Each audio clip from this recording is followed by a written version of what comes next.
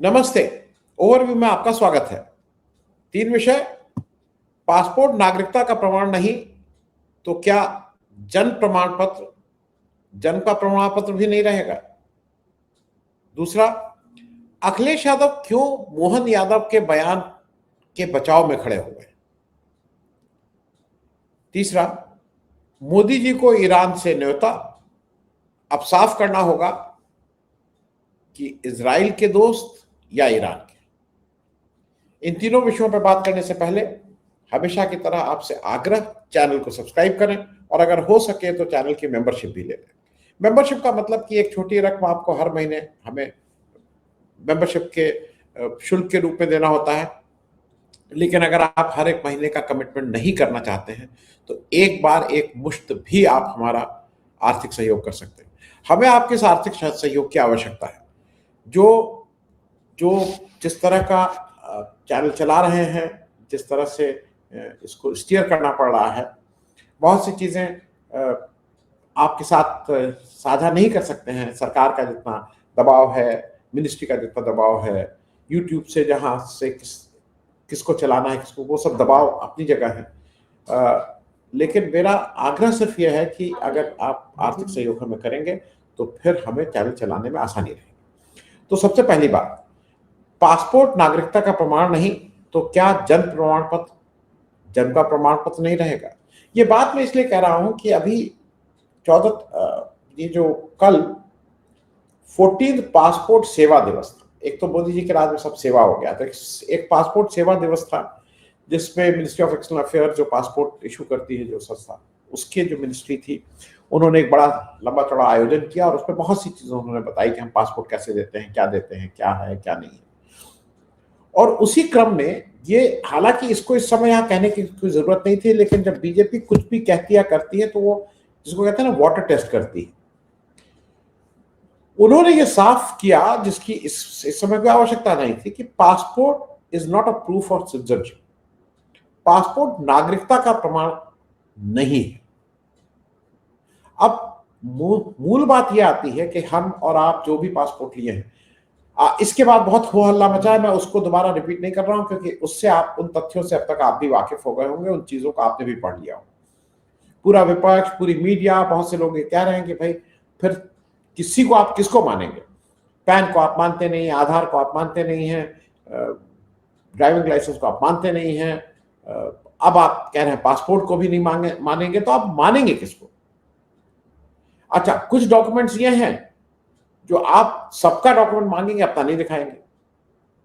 अगर university degree को मानते हैं तो भाई मोदी जी की यूनिवर्सिटी डिग्री दिखाइए, उसी से कुछ तय हो जाए। आप वो डिग्री भी नहीं दिखाएंगे, वो गोपनीय रहेगी, लेकिन दूसरे की डिग्री देखेंगे, दूसरे का कागज तलाशेंगे। मतलब ये मैं इसलिए कह रहा हूं कि आरएसएस अपना रजिस्ट्रेशन नहीं, वो कहा हिंदूवादी है। अब आज एक वीक सा, और ये इस पे बहुत हल्ला मच रहा, और ये सही बात भी है। मतलब पासपोर्ट से ज्यादा पक्का दस्तावेज, आज तक हम लोग ये मानते थे कि एक पक्का दस्तावेज है आपको इस देश का नागरिक होने का। अब आज एक वीक सा क्लैरिफिकेशन आया कि पासपोर्ट एक्ट ऑफ 1967 में सेक्शन 20 के अनुसार ये कहा गया है कि it can be use to a person not a citizen of India if it is deemed necessary for the public interest. उनका कहना यह है कि इसकी आड़ में वो कह रहे हैं कि इसलिए ये ओनली अ ट्रैवल डॉक्यूमेंट है, सिटीजनशिप। क्यों? क्योंकि पासपोर्ट एक्ट 1967 के सेक्शन 20 के हिसाब से ये किसी ऐसे व्यक्ति को भी दिया जा सकता है जो भारत का नागरिक ना हो, लेकिन ये जरूरी हो कि लार्जर पब्लिक इंटरेस्ट में उसको ये पासपोर्ट देना है। ऐसे बहुत से हो सकते हैं, बहुत से लोग जो यहाँ आके शरण ले, लेकिन ये लोग 10, 20, 25 में होते, 100 भी नहीं होते। भारत रत्न आप देते हैं, आपने विदेशियों को भारत रत्न दिया है, तो आप, मतलब मेरा ये कहना है कि आप इसको इस बिना पे कि ये हमें कुछ लोगों को देना होता है, और वो लोग कोई हजारों में नहीं है, वो सैकड़ों में भी नहीं होंगे, वो दाई में होंगे। नहीं तो आप ये जब ये कह रहा था तो एक लिस्ट ये भी बताता कि हमने इतने करोड़ लोगों को पब्लिक इंटरेस्ट में वो दिया हुआ है, पता करिए ना। तो वो सारा चीज जो मेरी समझ में, उस पर भी आ रहा हूं। देखिए, ये एक ऐसा डॉक्यूमेंट है, अकेला डॉक्यूमेंट है जहां पे पुलिस वेरिफिकेशन होता है। अकेला डॉक्यूमेंट है जिसके हम सबके पास पासपोर्ट है, जिसके पास काफी लोगों के पास देश में पासपोर्ट है, सबके पास तो नहीं है क्योंकि ये भी एक महंगा डॉक्यूमेंट माना जाता है, जहां पे पुलिस वाला घर तक आता है। अब वो एक अलग बात है कि घर तक वो, क्योंकि एक सुविधा शुल्क लिए बिना देश के 99.9% लोगों ने का पासपोर्ट नहीं बना। वो सुविधा शुल्क लेगा ही लेगा। हंस के दीजिए, रो के दीजिए, नमस्ते करके दीजिए, खिसिया के दीजिए, लेकिन सुविधा शुल्क जाएगा। या किसी से फोन करवाना पड़ेगा कि भाई, फोन करवाने के बाद भी, जैसे मेरा जब हुआ तो मैंने कहा था भाई मैं तो पैसा नहीं दूंगा, लेकिन वही आदत है कि भाई सुविधा। तो मैंने एक महंगी डायरी मुझे कहीं से मिली थी, जनवरी, महंगी डायरी, कुछ इंडिया टुडे टाइप की थी, 1000-1500 की डायरी थी, तो मैंने वो दिया। तो उसने डायरी रख लिया। हमने कहा भाई हम पैसा तो नहीं दे पाएंगे, आप ये रख लीजिए। बहुत अच्छी बात है। तो उसने कहा साहब ऐसा है कि एसएचओ साहब कहेंगे कि तुमने क्या किया, क्योंकि इसमें सबकी बंदर बांटे, अगर ये आया है तो सबको पैसा देना है। तो उसने कहा एक और डायरी दे देते कोई, तो एक सस्ती डायरी मैंने उनको और दे दी, जिससे वो अपने अपने ऊपर के अधिकारियों को दे दे। ये बात मैं सिर्फ इसलिए कह रहा हूँ, this is the only document जो जिसने भारत में किया जहां पे पुलिस घर पे आके करती, बाकी किसी डॉक्यूमेंट में व्यक्तिगत वेरिफिकेशन नहीं होता। अब पहले नहीं होता था, अब एक वो भी हो गया है। अच्छा है कि अब कम से कम बीएलओ आके आपका फोटो राइट, यहां तक तो बात समझ में आती है। लेकिन एक चीज मैं आपसे जरा ये शेयर कर लूं कि अगर भारत आज अपने को विश्व गुरु और भारत कितने ट्रिलियन इकॉनमी और हम 2 नंबर हो जाएंगे और 1 नंबर हो जाएंगे, अमेरिका को पछाड़ देंगे, चीन को पछाड़ देंगे, आप हमें अभी वोट दे दीजिए, अभी हमारी चोरी को नजरअंदाज कर दीजिए, क्योंकि हम अगले 50 साल में वहां पहुंचा दें। एक पासपोर्ट इंडेक्स, उसको मैं कोशिश करूंगा लगाए, नहीं तो आप भी देख लीजिए, passportindex.org जाइए, बहुत मजेदार साइट है। उसमें एक एक देश के पासपोर्ट की कितनी ताकत है ये बताता है। जब, और ये मैं इसलिए इसको रिलेट कर रहा हूं कि देखिए अपने पासपोर्ट को आप कितना कमजोर या मजबूत, आपके ऊपर। इस बयान से आप अपने पासपोर्ट को कमजोर कर रहे हैं, और कमजोर करने से फर्क क्या पड़ रहा है ये भी समझ लीजिए। दुनिया के जो पासपोर्ट इंडेक्स में आपकी रैंकिंग है, रैंकिंग क्या है, भारत की रैंकिंग 68th है, 68वीं। अब उस रैंकिंग के मुख्य वो क्या है, अच्छा मैं ये भी बता दूं कि उस रैंकिंग में जैसे वो उसमें कह रहा है 30 देश, लेकिन कल मिनिस्ट्री ऑफ एक्सटर्नल अफेयर्स ने कहा कि 27 देश में वीसा फ्री यात्रा आप कर सकते हैं, वहां पे वीसा आपका नहीं लगेगा। उसके बाद 42 देश उस रैंकिंग बता रहे हैं, मिनिस्ट्री ऑफ एक्सटर्नल अफेयर्स कह रहा है 47 देश में आपको वीसा ऑन अराइवल मिलता है। 126 देश ऐसे हैं जहां पे आपको जाके वीसा अप्लाई करना पड़ता है। ये भारत के पासपोर्ट की हैसियत है, ताकत है। अब हम सिर्फ बाकी लोगों को नहीं, दुनिया में, ये एक चीज बता दें, दुनिया का 1 नंबर का पासपोर्ट जो माना जाता है इस समय, वो यूनाइटेड अरब एमिरेट्स है, यूएई का, जिसमें 138 देशों में वीसा फ्री है। अगर यूएई का पासपोर्ट आपके पास है तो आपको कोई वीसा की जरूरत दुनिया के 138 देशों में नहीं है। 44 देशों में वीसा ऑन अराइवल है, और केवल 16 देशों में आपको वीसा अप्लाई करना पड़ता है। हमारे यहाँ 126 करना पड़ता है, वहां पे 16, यूएई जैसे देश के लिए। अब जरा मैं इसलिए कह दे रहा हूं कि ये जरा आप समझ लीजिए, जो हम लोग बार बार 3 ट्रिलियन और 5 ट्रिलियन और इनको पछाड़ देंगे, देश में दुनिया की सबसे बड़ी इकॉनमी अमेरिका, फिर चीन, फिर जर्मनी, फिर जापान और फिर यूके। ये ऑर्डर है, हिंदुस्तान 6ठे नंबर पे आज की तारीख। अब जरा बताते चले कौन सा पासपोर्ट किस नंबर पे है। यूएसए का पासपोर्ट, यूएसए का 8वें नंबर पे, इतना ताकत पासपोर्ट की ताकत से आपको एंट्री मिल रही है। तो अब पासपोर्ट की ताकत क्यों जरूरी है ये भी बताऊंगा। चीन 52 नंबर पे, जर्मनी 3रे नंबर का ताकतवर पासपोर्ट, जापान 4थे नंबर का ताकतवर पासपोर्ट, यूके 6ठे नंबर का ताकतवर पासपोर्ट, और एक पासपोर्ट का और बता दूं, फ्रांस जो 7वें नंबर पर इंडिया के बाद, वो 2रे नंबर का सबसे ताकतवर पासपोर्ट है। अब आप कहेंगे इससे क्या फर्क पड़ता है? फर्क ये पड़ता है कि जब आप ईज ऑफ डूइंग बिजनेस की बात कर रहे हैं, तो आपका पासपोर्ट अगर ताकतवर है तो आपके यहाँ विदेशी पैसा भी आएगा, लोग यहाँ पैसा लगाएंगे भी, यहाँ बिजनेस भी करेंगे। अगर आपका पासपोर्ट बहुत ही हल्का है, जहाँ पे यहाँ के लोग नहीं जा पा रहे हैं, तो फिर यही सब होगा, आपकी रेपुटेशन अच्छी नहीं होगी। इसलिए ये माने रखता है कि आप अपने पासपोर्ट को कितनी ताकत, और अगर आप अपने ही पासपोर्ट को कमजोर करेंगे, उसको कहेंगे it is not a citizenship document, आप खुद ही कह रहे हैं, तो फिर कौन आपको दूसरा कौन उसको इज्जत देगा। तैयारी बिल्कुल साफ है कि बीजेपी आरएसएस करना कहते हैं। बीजेपी आरएसएस पूरा कंट्रोल करना चाहती है, कागज नहीं दिखाएंगे, कौन भारतीय है कौन भारतीय नहीं है, ये शायद बीजेपी के या आरएसएस की शाखा में अब ये वो होगा कि वहां से मिलेगा पर्ची की अब आप भारतीय हैं भारतीय नहीं है, अंतोगत्वा उस तरफ हम जा रहे हैं। तो ये बिल्कुल एक बेहूदी बात कि passport is not a citizenship proof. अब दूसरी बात कर लें, अखिलेश यादव क्यों मोहन यादव के बचाव में खड़े हो रहे हैं। मोहन यादव के ऊपर एक बड़ा एक्सपोजे हुआ है, उस पर जब बताया गया है कि किस तरह से उन्होंने कितनी जमीन को, कैसे उस जमीन को पहले करके अपने प्रभाव से उसमें कितना पैसा कमा रहे हैं, ये एक बड़ा मोहन यादव का एक्सपोजे आया है इंडियन एक्सप्रेस में, सारी जगह इसकी बातचीत हो रही है।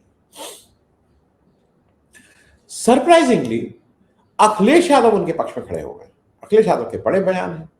अखिलेश यादव ने कहा कि भाई इसमें कौन सी दिक्कत है, मोहन यादव तो पहले से रियल एस्टेट का बिजनेस करते थे, और फिर वो उसको घुमा फिरा के कह रहे हैं कि वो बेसिकली योगी आदित्यनाथ को हटाना है, तो वो इसलिए उसको वो मुलम्मा चढ़ा रहे हैं, वो उसको कोशिश कर रहे हैं कि एक योगी आदित्यनाथ को हटाना है तो अकेले हटा नहीं सकते हैं, तो इसका भूमिका बनाई जा रही है कि मध्य प्रदेश के और राजस्थान के मुख्यमंत्रियों को डिस्क्रेडिट करो और उनको हटा दो।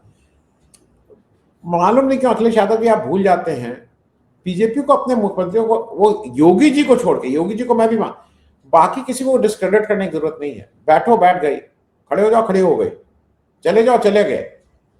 गुजरात में पूरी कैबिनेट चेंज कर दी थी, कोई चू नहीं करता है बीजेपी में। नहीं तो आप ये जो समझा रहे हैं ना कि वो एक भूमिका बना रहे हैं, उनको भूमिका उनका बनाने की कोई जरूरत नहीं। मुझे अभी भी नहीं समझ में आ रहा है कि आप मोदी जी के बयान को क्यों डिफेंड कर रहे हैं, और वो इंपॉर्टेंट, माफ कीजिएगा, आप मोहन यादव को क्यों डिफेंड कर रहे हैं। आप क्या इलेक्शन है, आप को ये समझना चाहिए कि मोहन यादव को आपके अगेंस्ट ही खड़ा किया जाएगा अगर यादव वोट की बात आएगी। मोहन यादव ने ही सबसे ज्यादा दौरा बिहार में किया था यादव वोट के लिए, तो आप क्यों मोहन यादव का बचाव कर रहे हैं। उसमें ये बात मैं किस लिए कह रहा हूं कि जब आपने ये बात कही तो ओम प्रकाश राजभर ने उसमें बड़ा स्टेटमेंट दिया, वो स्टेटमेंट उपलब्ध है। ओम प्रकाश राजभर का आरोप यह है कि एमपी कैडर के एक आईएएस अधिकारी हैं भरत यादव, जो उनके स्टेट रोडवेज डेवलपमेंट कॉर्पोरेशन के चेयरपर्सन हैं।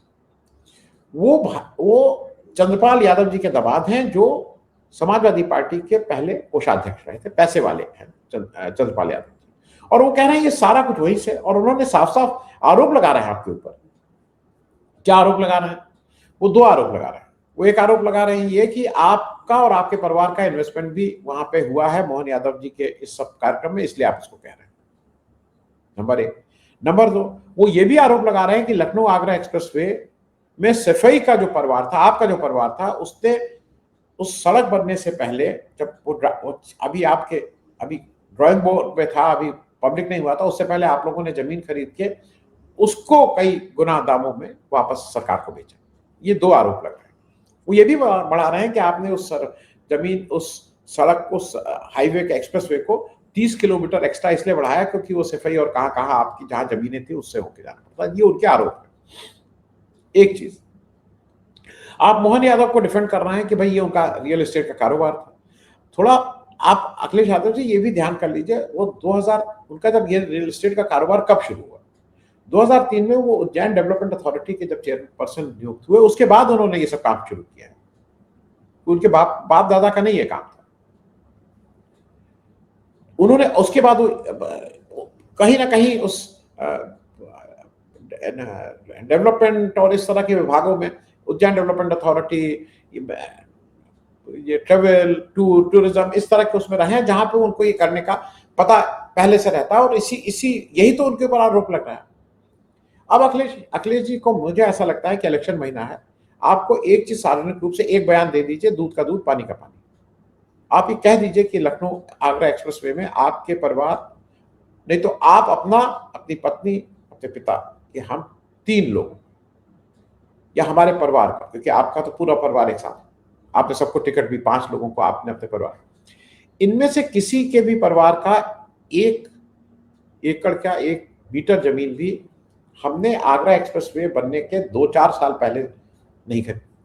20 साल पहले खरीदी थी, ठीक है, लेकिन एक्सप्रेसवे बनने के 2 साल पहले हमने वो जमीन नहीं खरीदी थी, मेरे या मेरे परिवार। एक लाइन का स्टेटमेंट दे दीजिए, दूध का दूध, पानी का पानी। दूसरा, ओम प्रकाश राजभर जो कह रहे हैं कि आपका और आपके परिवार का भी उज्जैन और इस सब जगह मोहन यादव जी के थ्रू या ये चंद्रपाल यादव जी के थ्रू पैसा लगा, आप इसका भी स्टेटमेंट दे दीजिए कि मुझे, मेरे या मेरे परिवार का कोई नहीं लगा। इसके इससे ज्यादा तो कोई नहीं कहा ना। आप बिल्कुल बाहर निकल आएंगे और लोग मानेंगे कि भाई भाई क्या बात है। ये इलेक्शन का समय है। इस समय मेरे ख्याल में जो एनसीपी जिस तरह के काम करती है कि इधर भी उधर भी, शरद पवार भी, अजीत पवार भी, ये मेरा घर, वो अपने अपने बिजनेस इंटरेस्ट को जिस तरह से संभालती है, वो आपसे उम्मीद नहीं। आपको एक एक मुश्किल सियासी लड़ाई लड़नी है, वो आर पार की लड़ाई है।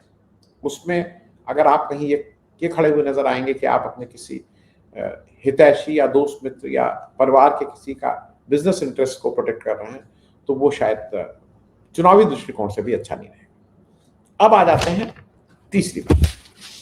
तीसरी बात यह है कि मोदी जी को अब ये ईरान से न्योता आ गया है और मोदी जी को ये साफ करना होगा कि अब वो इजराइल के साथ खड़े हैं कि ईरान के साथ खड़े हैं।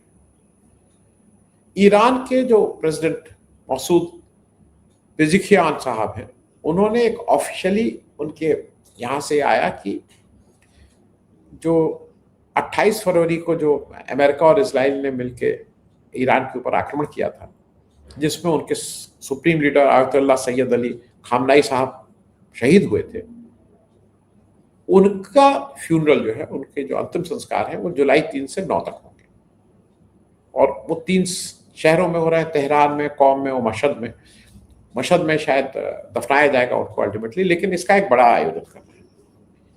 अब टेक्निकली जंग खत्म हो गई है, एमओयू साइन हो गया है, तो अब वो अब तक इसके लिए रुके हुए थे, अब वो इस कार्रवाई को पूरा कर रहा है। शायद, मुझे नहीं मालूम, लेकिन शायद इस तरह का कुछ रहा होगा कि भाई हम तब तक इसको नहीं करेंगे। पहले बहुत होता था जब तक हम इस जंग को खत्म नहीं कर लेंगे। मोदी जी को 6 से 11 तक इंडोनेशिया, ऑस्ट्रेलिया और न्यूजीलैंड जाना है, लेकिन यहाँ पे वो 3 से 9 वो लंबा पीरियड इसीलिए कर रहे हैं कि कोई ये बहाना ना बना पाए कि मेरा तो वहां की विजिट थी, मेरी तो यहाँ, आप किसी दिन जाइए। अच्छा, कोई पैदल तो जाना नहीं है, या कोई ये भी नहीं है कि कंफर्म टिकट नहीं मिल रहा है, टिकट महंगे हो गए। भाई हम लोग कई जगह इसलिए नहीं जा पाते हैं, या तो टिकट नहीं मिलता है, ट्रेन से जाने पर रिजर्वेशन नहीं मिलता है, और कभी कभी टिकट जहाज के इतने महंगे हो जाते हैं कि कई जगह लास्ट मिनट अगर कुछ इस तरह का आता है तो नहीं जा सकते, बहुत महंगे टिकट। मोदी जी को तो ये सब दिक्कत है नहीं कि महंगे टिकट या क्या है, या रिजर्वेशन का वेटिंग लिस्ट है, कंफर्म होगा कि नहीं होगा। क्योंकि आज आपको ये डिसाइड करना होगा। आपने खामनाई साहब की जब सुप्रीम लीडर की उनके शहादत हुई थी तो आप चुप रह गए थे, आप उनकी एम्बेसी तक नहीं गए थे, आपने ऐसे ही किसी खाना पूर्ति कर ली थी। लेकिन अब वो समय है जब आपको ये निर्णय लेना होगा कि आप इजराइल के साथ खड़े हैं। क्योंकि क्यों ये जरूरी हो रहा है? जरूरी इसलिए हो रहा है कि आप 25-26 फरवरी को आप इजराइल में थे, उसके एक दिन बाद ये सब शुरू हुआ। तो एक इंप्रेशन जनरली है कि आप इजराइल के साथ गए थे और वहां आप कोई जानकारी थी कि इस तरह का आक्रमण होने वाला है। दूसरा, यूएई आप अभी 15 मई को गए। अब आप अमेरिका से पूछ के जाएंगे, मुझे नहीं लगता है कि अमेरिका इसकी परमिशन आपको देगा जाने की। तो ये तो निर्णय आपको लेना होगा भारत के हित, क्योंकि अब ये बिल्कुल स्पष्ट हो जाएगा अगर आप नहीं जाते हैं, क्योंकि आपको पर्सनली बुलाया गया है, भारत को नहीं, आपको बुलाया गया, प्राइम मिनिस्टर ऑफ इंडिया, आप नहीं जाते हैं तो ईरान कुछ सार्वजनिक रूप से थोड़ी कहेगा आपके घर पे भी कोई अगर इस तरह का, जहां आप किसी को निमंत्रण दे वो ना आए, तो ये थोड़ी हल्ला मचाया जाता है भोपू लेके कि ये नहीं आया, मन में रख लिया जाता है। फिर ईरान आपके साथ कहाँ खड़ा रहेगा, कहाँ नहीं खड़ा रहेगा, ये ईरान डिसाइड करेगा। सस्ता तेल देगा नहीं देगा, क्योंकि एक चीज है, अब ईरान एक बिल्कुल क्षेत्रीय ताकत के रूप में अपने को स्टैब्लिश कर लिया है और उसको यूएस भी एक्नॉलेज करता है, दुनिया एक्नॉलेज कर रही है उसको। और वो आपका अच्छा दोस्त था, वो आपके पुराने अच्छे दोस्त, भारत के अच्छे दोस्त। तो अब पुरानी दोस्ती कि इजराइल की नई दोस्ती, ये अब आपको तय करना है। क्योंकि एक चीज और ध्यान रख लीजिएगा, हमारी खराब विदेश नीति की वजह से ही आपने पाकिस्तान को यह मौका दिया है कि पाकिस्तान आज एक नई शक्ति के रूप में उभर के आ गया है। अगर हमारी खराब विदेश नीति नहीं होती तो जो रोल पाकिस्तान ने किया है पीस मेकिंग का, पीस को इस पूरे उसमें जंग में, वो शायद हम करते और उससे बेहतर करते और हमारी ताकत भी बढ़ती। खैर, अब ये तो आने वाला समय बताएगा कि आप इजराइल के साथ खड़े हैं कि आपने एक जो नॉन अलाइंड देश की जो ताकत होती है उसको फिर से पुनर्स्थापित करने की कोशिश की है। थैंक यू सो मच, धन्यवाद।